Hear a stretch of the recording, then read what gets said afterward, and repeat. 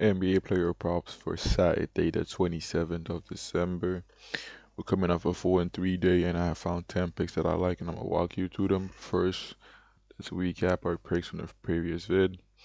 We went 4-3 on my picks. Um, yeah, I'm gonna walk you through them. First of all, Trey, he didn't seem to want to pass the ball in this game, for what I've seen. He just wanted to shoot, and he went off on his points.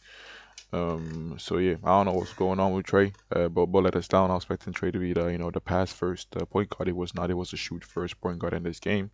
Khalil easily cleared this line. Bam got ruled out. Musa Diabate, man, but I literally said it last night. He is the Angel Reese of the NBA, bro. Like he's literally the NBA's in Angel Reese, man. He will miss shots, grab rebounds, goes crazy with it. Very easy cash. Log marking, I told you guys he will get some. He will get his threes. He will get everything he wants. He literally got. He dropped like 30 points in that game. Dude, and I said the only way he goes under is foul trouble, and he was in foul trouble. This guy cannot keep his hands. I didn't watch the game, but I still was in foul trouble. So yeah, he only ended up like 15 PR on like 20 minutes played. And then he have the easy cleared his PA line, and then Tyrese Maxey hooked on 35. He had a bad start. He came back, but he hooked on 35 PA. Those are my picks. We also went 0 and 5 on my demons. So it's at the end of the day's demons. It's like it's like long shots. Then you have to miss by like 1 point, which is crazy. But anyways, and that makes us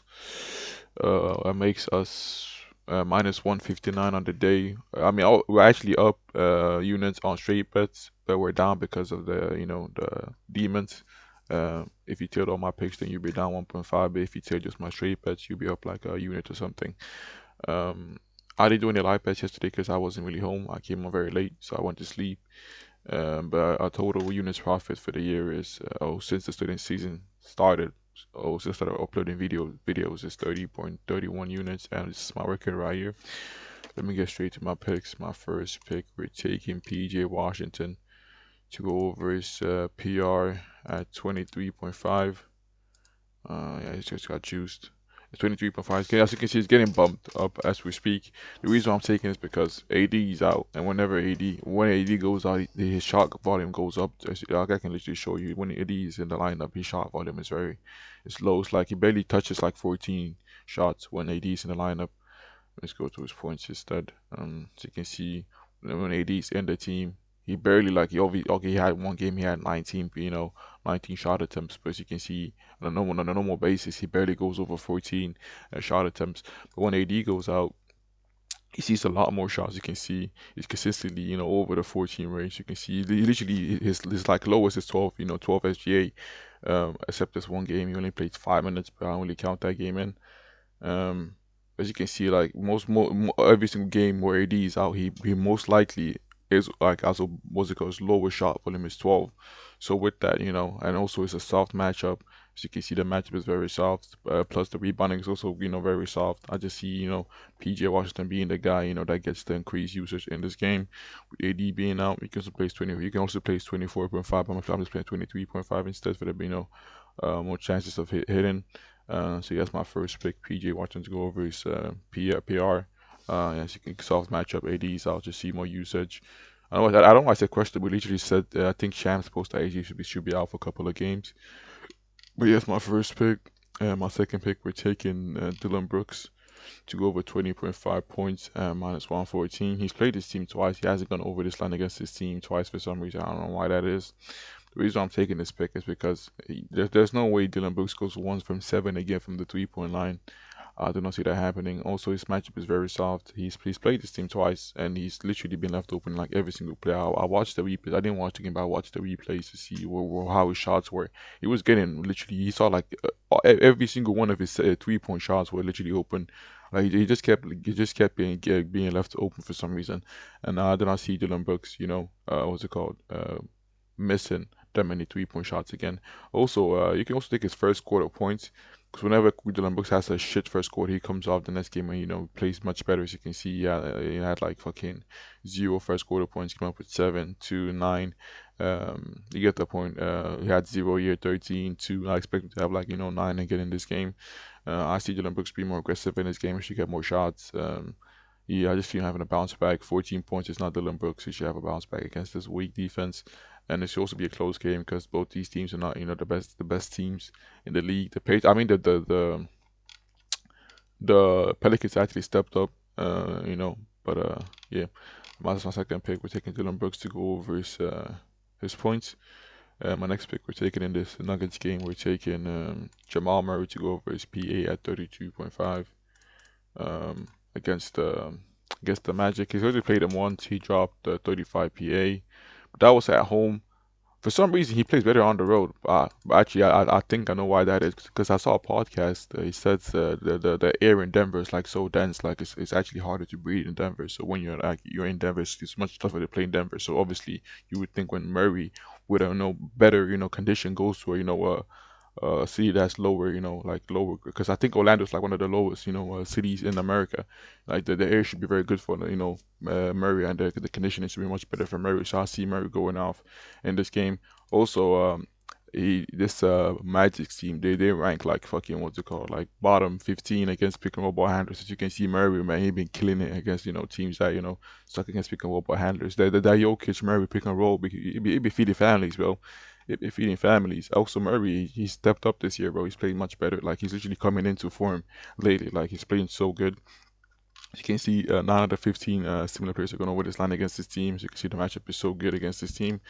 And also, like I said, when he plays on the road, I can show you when he plays on the road, he averages 39.9 PA compared to 31 PA at home.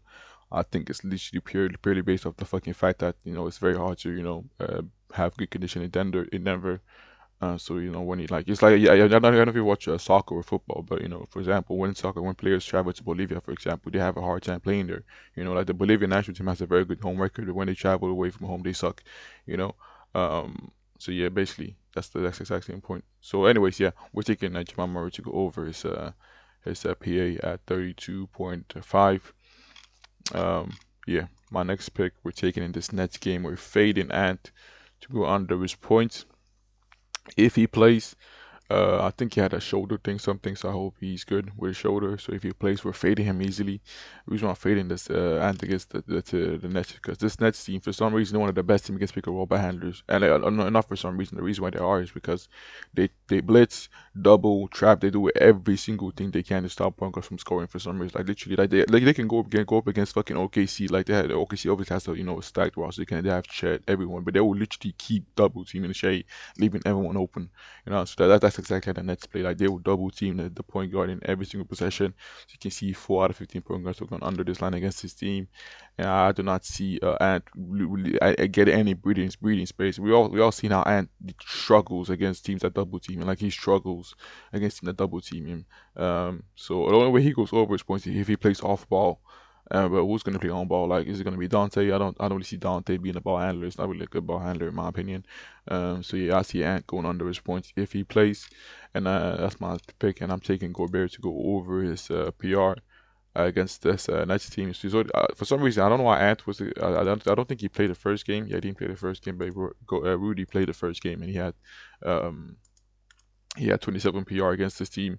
I see it happen again. I don't see much changing about that. The reason why I'm taking this pick is because this Nets team, they were usually one of the, I think they're the like second or worst team against centers in the league is because they have no size. Rudy, he's been going off crazy. He's been playing like a man on a mission lately. So you can see he's been literally clearing his line pretty consistently. And I know this game is predicted to be a blowout, but the Nets will stay in this game. This Timberwolves team are not a blowout team. They're not blowout teams. No offense. I think the only blowout they had against is against the fucking Kings, but the Kings are like absolutely atrocious in this league. But yeah, we're taking Rudy to go over his PR. Man, he should have a good game. Uh, he should have a lot of putbacks. You should have. I think you actually get plays drawn for him. To get some points because there's literally no one in this team that can guard Rudy. The only they're gonna stop him is by hacking him, making him go to the free throw line. But still, I still see him dropping like 20 rebounds in this game because Rudy been going crazy with the rebounds lately. And this is one of the best rebound matches we can have. Like all centers be going over this line against this team like pretty easily. So yeah, I'm taking Rudy to go over his PR. Uh, just purely based on the fact that if this net team have no size and they just suck against centers, man. You can also take Nas to go over his rebounds or also his PR. Nas also a good read for his PR, but I'm just taking Rudy instead, man. As long as he sees 28 minutes, he should easily clear this line. So yeah, in this game, for some reason, I don't know why the fuck they put up Larry Markkinen and Keontae's line this high. Like, why the fuck is Markkinen's line at 29.5 against one of the best defenses in the league? Like, am I missing something? Like, literally 2 out of 8 players are going over the line against this team, similar players. Like, like, what's going on? Am I actually missing something? Am I missing something? Like, what's going on? Like, Lowry, I mean, Lowry, he's a dog, but he's coming off a back to back, and he's going against one of the best defenses on the road. Like, what am I? What are the books thinking with this one? What are the books thinking with this one? It's also favored to go under. Who the fuck is taking his overs against the net against the Spurs? I honestly see this being a blowout. This is gonna be a blowout. This is gonna be like a 30, 40 point blowout. Like, there's no way the Jazz stay in this game. And whenever Lowry, um, whenever they lose by like like 20, yeah, what the fuck. As you can see, also in back to backs, he's plays like shit, and literally every single back to back, he's not going over this line. Like, how the fuck did he get 29 points against the Rockets? What the fuck? But you get the point. In back to backs, he does not play good. But look at this. Whenever he plays teams, whenever he gets play against this, whenever he gets blown out by like I said 20 points, he's gonna under this in every single game except one. That was the fucking Suns when they were shit. Because I remember when the start of the season, the Suns played like shit. Like, they were one of the worst teams in the league, but they bounced back, pretty much. They're much better now. But you get the point. Like, he's gone under against teams that are, against every single team he's played that has been he's been blown out. Like, literally, there's no way Lowry sees 30 minutes in this game. And the reason why Lowry sees 30 minutes in this game because he will not score points and they will get blown out. I This is gonna be a nah.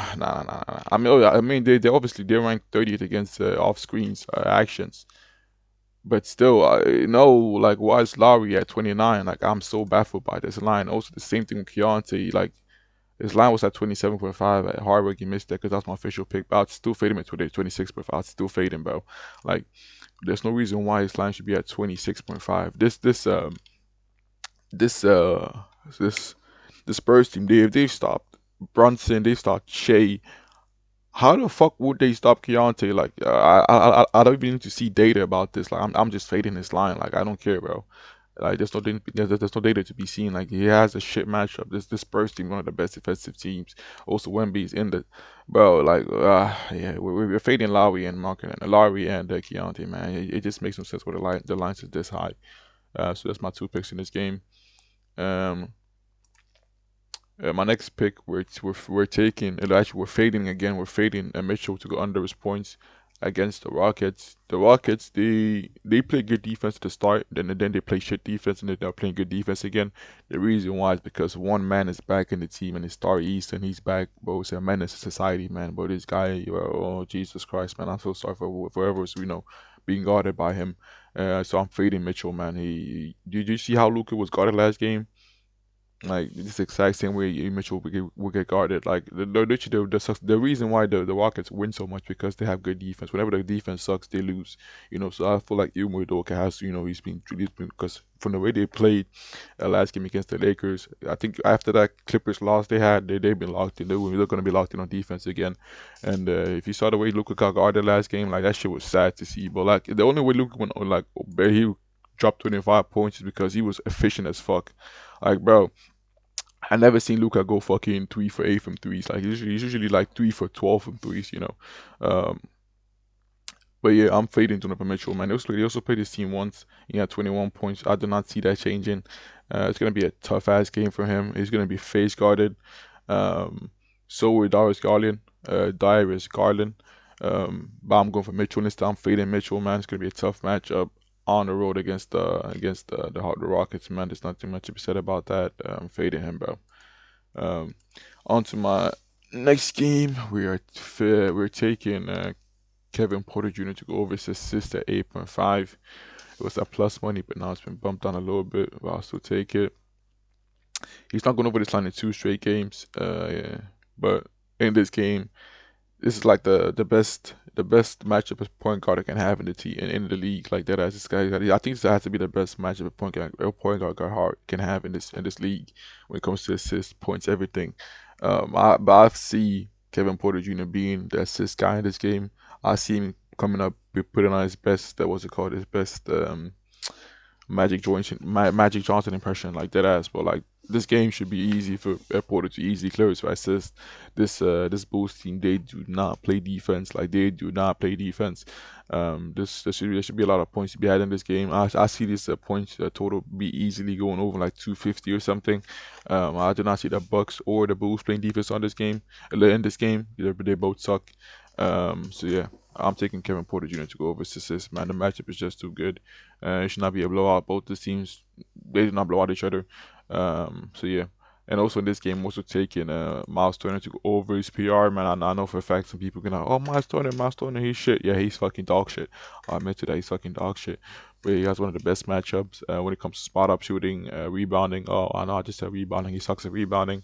But I feel like it's gonna be hard for him to not rebound in this game because the rebounds will just fall in his hands. From what it looks like, he's actually gonna have to actively dodge rebounds to not rebound in this game, to not be able to rebound in this game. Like I see him easily getting double double. Hot take. I see him getting a double double. Like what's the odds on that? 800. I'm just saying I could see him getting a double double. Also, he's played this team once this year. He had like was it 31 P? As you can see, he had 31 PR.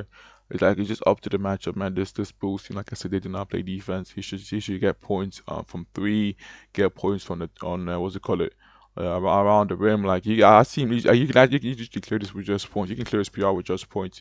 So I'm taking to go over his PR. I just feel like there's no way he goes under his PR against this team like that. That's just weird.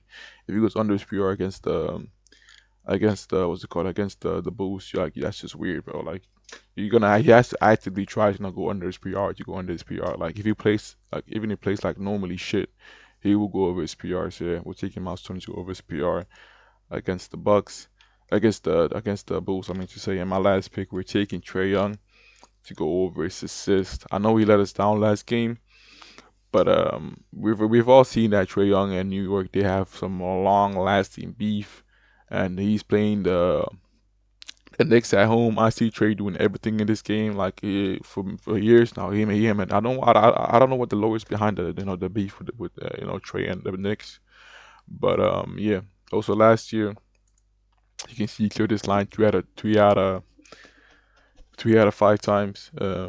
He had nine and he had six in one game. You can go for his PR honestly. As you can see, he's gone over his PRA against his team in like every single game except one. Um, Wait, was that on the road? No, it wasn't on. It was at home actually. I don't know, but you get the point. Me personally, you can go for his PR, but I'm going for his points in this game. I see Trey Young being more of the passer in this game, except because he had a scoring night last time. I see him being a assister in this game. So Trey Young, don't let us down, man. Get the assist that you promised us, in last game. Um, yeah, that's pretty much it. I don't really got much, analysis to say. I love my picks.